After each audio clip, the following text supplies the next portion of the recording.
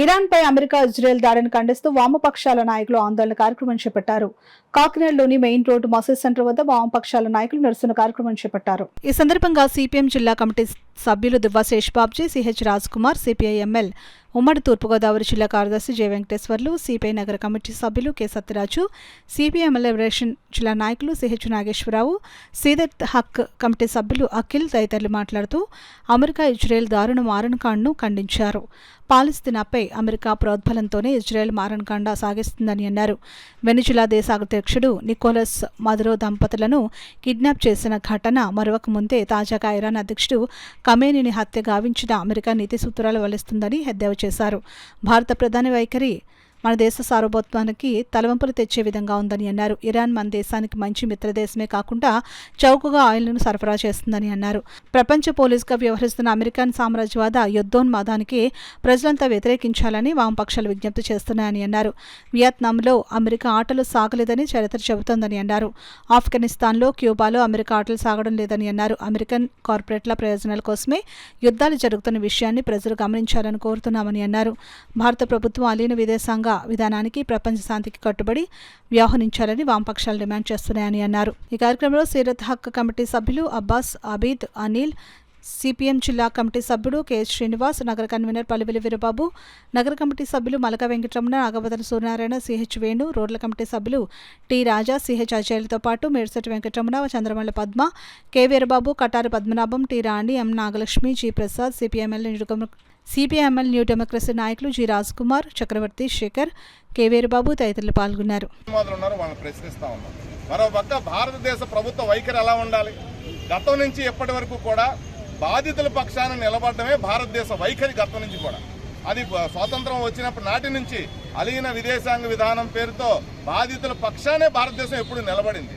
పాలస్తీనా, Israel తగు వచ్చినప్పుడు రెండు దేశాల ఏర్పాటే దీనికి పరిష్కారం అని చెప్పి భారతదేశం ఎప్పటికీ అఫీషియల్గా నిలబడింది. అదే మాట.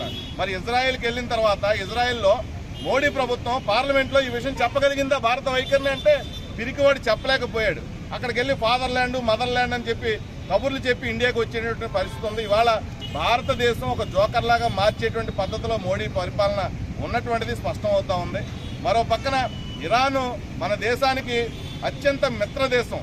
జమ్మూ అండ్ కాశ్మీర్ పాకిస్తాన్ది అన్నప్పుడు అరబ్ దేశాలన్నీ కూడా పాకిస్తాన్కి సపోర్ట్ చేసినాయి. కానీ ఒక్క ఇరాన్ మాత్రమే మన భారతదేశ వైఖరికి కట్టుబడి ఉన్నటువంటి మిత్రదేశం. అత్యంత చవకైనటువంటి ఆయిల్, భారత ప్రజలకు ఉపయోగపడేటువంటి ఆయిల్ని అందించినటువంటి దేశం ఇరాన్ దేశం. మన రూపాయల్లో మార్కాన్ని అంగీకరించినటువంటి దేశం. డాలర్ని పక్కన పెట్టండి, మీ సరుకు మేము కొంటాం, మా ఆయిల్ మీరు కొనండి అని చెప్పి మనకే అనుకూలమైనటువంటి వ్యాపారం ఇచ్చినటువంటి దేశం ఇరాన్. అలాంటి ఇరాన్ ఇవాళ కష్టకాలంలో ఉంటే ఆ దేశ ప్రజల వైపు మద్దతు నిలబడాల్సింది పోయి, బాధితుల పక్షాన నిలబడాల్సింది పోయి, మోడీ ప్రభుత్వం ఎవరైతే యుద్ధం చేస్తున్నారో, యుద్ధానికి కారకులైనారో వాళ్ళని పక్షానికి పోయి వాళ్ళ పార్లమెంట్లో నిలబడి మాట్లాడడానికి ఎంతకంటే సిగ్గుచేటు ఇంకొకటి లేదు అని చెప్పి భారత ప్రజలు గమనిస్తూ ఉన్నారు. ఈ రైట్ వింగ్ పాలిటిక్స్ అన్ని కూడా యుద్ధోన్మాదం వైపు, సామ్రాజ్యవాదం వైపు లొంగిపోయారు. కాబట్టి ప్రజల అభిప్రాయాన్ని యుద్ధానికి అనుకూలంగా మార్చేటువంటి ప్రయత్నం చేస్తా ఉన్నారు. ఇది కరెక్ట్ కాదు. బాధితుల పక్షాన నిలబడమే భారత వైఖరి. భారత సమాజం యొక్క అంతరాత్మగా భారత ప్రజలు నిలబడతా ఉన్నారు. ఇరాన్ యుద్ధం చేస్తా ఉంది.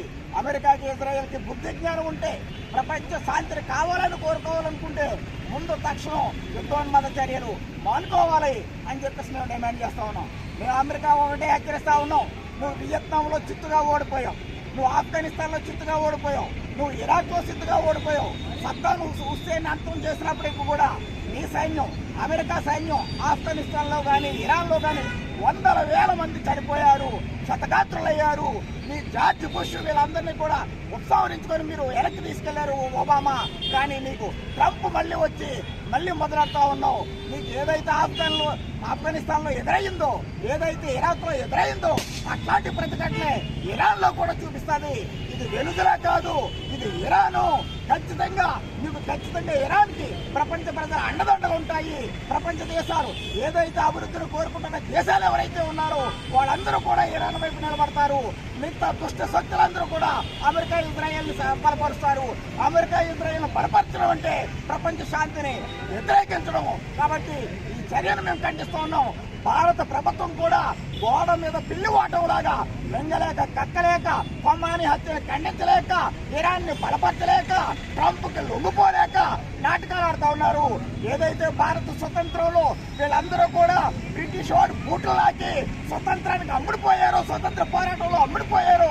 అదే వైఖరి ఈరోజు కూడా బీజేపీ ఆర్ఎస్ఎస్ చేస్తూ ఉన్నారు. ఈ రోజు మీరు బంగ్లాదేశ్ లో హిందువులకు ఎలా జరిగితే మాట్లాడలేదు, లేకపోతే ఇండియాలో మీకెందుకని చెప్పేసి మాట్లాడుతూ ఉన్నారు. ప్రపంచ శాంతి కావాలనుకుంటే ఎవరైనా ఇలాగే మాట్లాడతారు. మీ సోషల్ మీడియా మీ వైఖరి మార్చుకోండి, మీరు ప్రపంచ శాంతి కోసం మాట్లాడండి, మీరు మోడీ మీడియాలాగా వ్యవహరించొద్దని చెప్పేసి హెచ్చరిస్తా ఉన్నారు. దేశ అధ్యక్షులుగా ఉన్నటువంటి వాళ్ళు, సామ్రాజ్యవాద కాంక్షతో ఉన్నటువంటి వాళ్ళ యొక్క నష్టం ఏమీ వాళ్ళకు ఉండకపోవచ్చు. ఒకళ్ళు ఒక దేశం మీద ఒక దేశం దాడి చేసుకున్నప్పుడు నష్టపోయేది ఆ దేశ సంపద, ఆ దేశ ప్రజలు, ఆ దేశంలో ఉన్న చిన్నారులు. ముఖ్యంగా ఇజ్రాయెల్ ఇరాన్లో ఉండే బాలికలు చదువుకునే పాఠశాల మీద బాంబు వేశారు. ఇంతకంటే అమానవీయమైనటువంటి చర్య మరొకటి ఉండదు. ఇది చాలా దుస్సాహమైన చర్య. దీన్ని తీవ్రంగా ఖండించాలి. ప్రజలందరూ కూడా శాంతిని నెలకొల్పే దిశగా మాట్లాడాలి. భారతదేశం ఒక అలీన దేశం. అన్ని దేశాలతోటి ఒక సఖ్యతగా ఉండి, ఒక మధ్యవర్తిగా ఉండి అలీన విదేశాంగ విధానాన్ని ఉంచినటువంటి భారతదేశంలో ఈరోజు పాలిస్తున్న ఆర్ఎస్ఎస్ భావజాలం కలిగినటువంటి బీజేపీ అధినేత మోదీ ఇజ్రాయెల్ వెళ్ళి దౌత్యం చేసిన తర్వాత ఇరాన్ మీద దాడి జరిగింది. ఈరోజు అక్కడ జరిగినటువంటి దాడే ఈరోజు ఆయా దేశాల్లో ఉండేటటువంటి ఆయిల్ నిక్షేపాల గురించి కానీ, సహజ నిక్షేపాల గురించి కానీ వీళ్ళు దాడులు చేస్తున్నారు. మన రాష్ట్రంలో కూడా, మన దేశంలో కూడా మణిపూర్లో అదే పరిస్థితి జరుగుతుంది. ఆంధ్రప్రదేశ్లో గిరిజన ప్రాంతాల్లో అదే జరుగుతుంది. ఆపరేషన్ కాకార్ కూడా గిరిజన ప్రాంతాల్లో ఉండే అన్ని రకాల విలువైనటువంటి ఖనిజ సంపదను దోచుకోవడానికి ప్రయత్నం చేస్తున్నారు. పెద్ద ఎత్తున పెట్టుబడిదారులు వాళ్ళకి సహకారం చేస్తున్న బీజేపీ. రేపొద్దున మనం కాదు అంటే ఆ దాడి మన మీదకి వచ్చేటటువంటి ప్రమాదం కూడా ఉంటుంది.